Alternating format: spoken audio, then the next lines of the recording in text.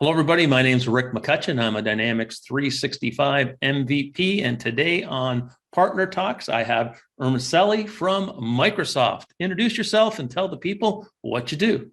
Yeah, my name is Eromosele. I work in the Global Isb team for business applications based out of Redmond in Seattle. And I help partners become successful, simply. Yeah. And you know what? That's key to success because right now we're in this high growth digital transformation thing happening. And the ISV community is absolutely exploding, which is, great news for you, great news for me. So talk a little bit about, your history with the ISV program, because you've been there kind of right from the start of the new program. Yeah.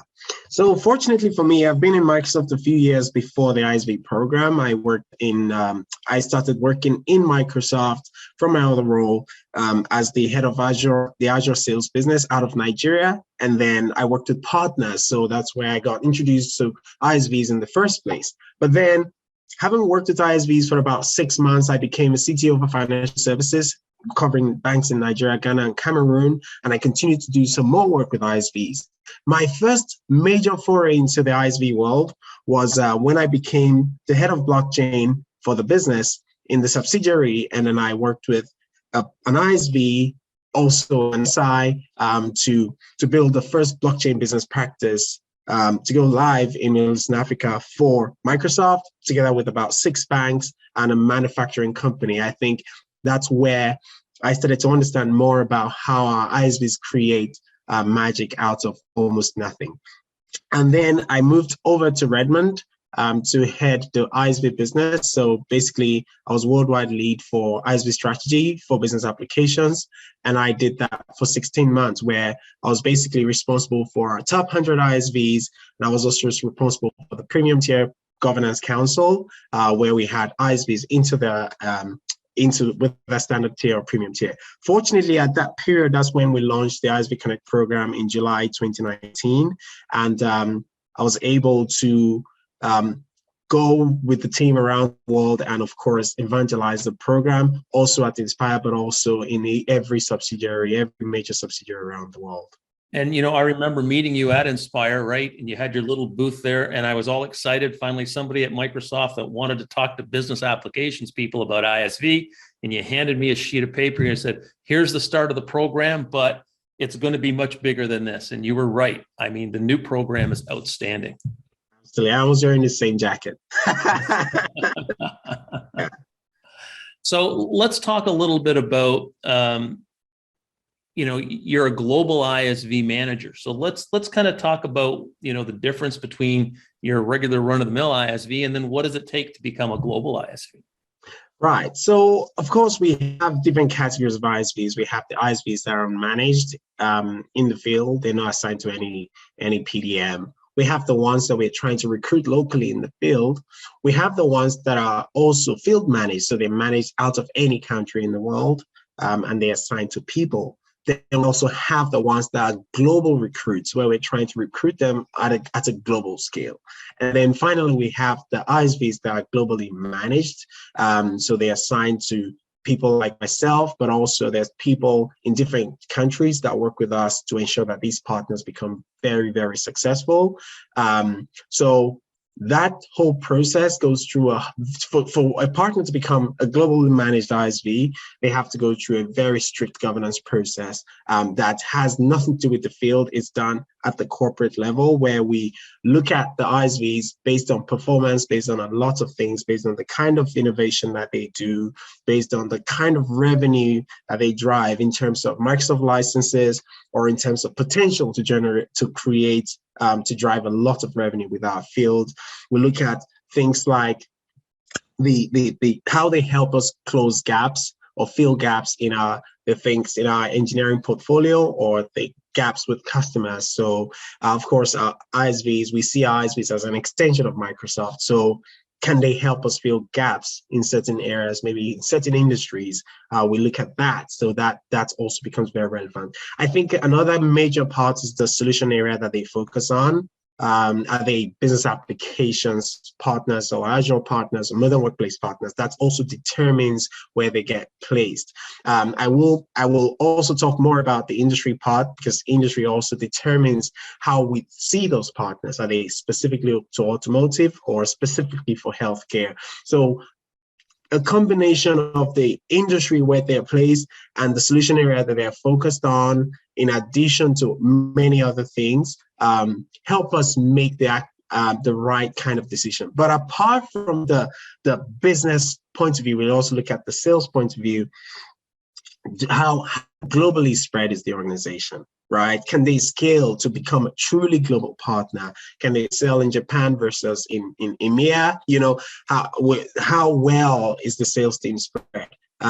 So how many countries can they support? Can they provide support in? And of course, how fluid are they able to provide assistance to the sales team in different territories? All of those things and many other things help us decide and determine which partners we will manage at that global level every year, right? Yeah. So, I get this question a lot, is that, I went in and I signed up for the ISV program, and then the new ISV kind of sits there. Now what? What do I do? Nobody from Microsoft's calling me, right? So what does somebody who's new to the ISV program really have to do to, I guess, become, first of all, a good corporate ISV citizen, and then eventually try to get into that global space?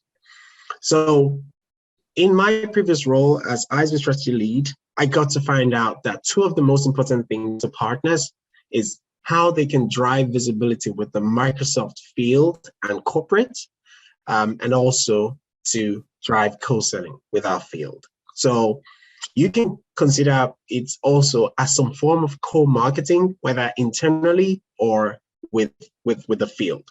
Now, when a partner signs up for the ISV program, we expect that they should publish their app complete. The app should be live in App Source. That's the first thing.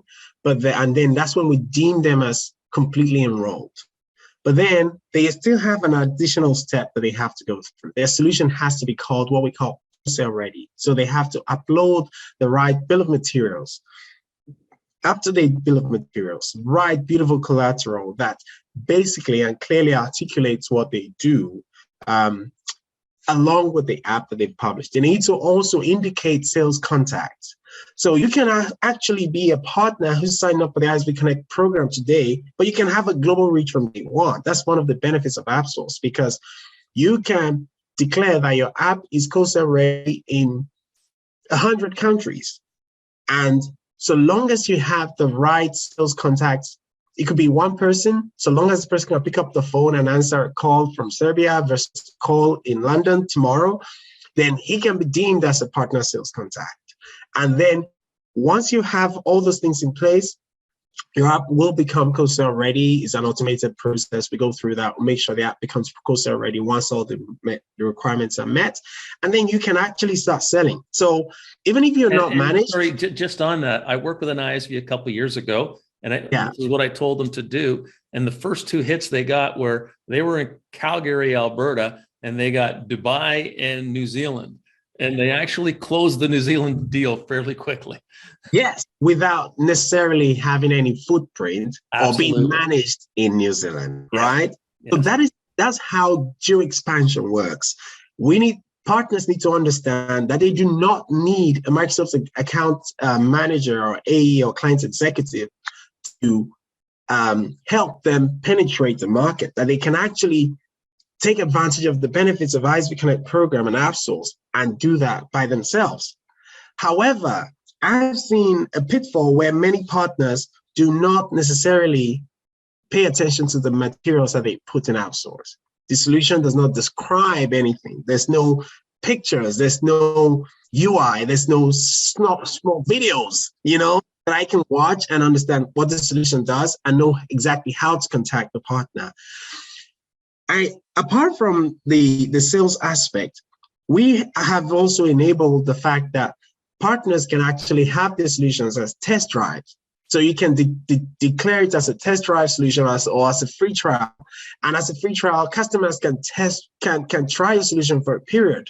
They can also test drive your solution and it gets deployed into an environment, and then they can use it and see, right? And then they can subscribe for the licenses. So these are very interesting things that partners can take advantage of today, right?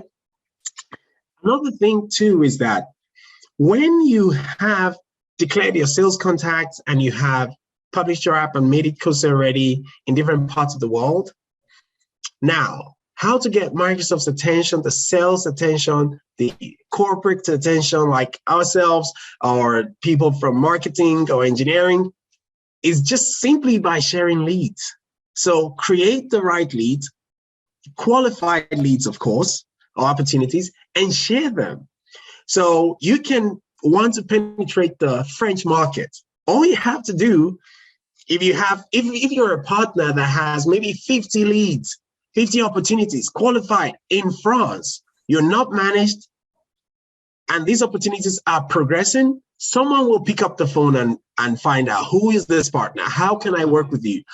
If you close 1, 2, 3 deals in a quarter, 4, 5, 6, 7 deals in a quarter, and then sellers are starting to retire Isb Connect quota on your deals, they will pick up the phone, they will call you, and there's a very high propensity that that partner could be managed in the next fiscal year. And so just on that, yeah, some of the new partners, and they've been selling into the space, and they may have 20 or 30 customers they've already set up as ISVs, but they haven't been registered as co-sell. I tell them, put those closed deals, register them in the system.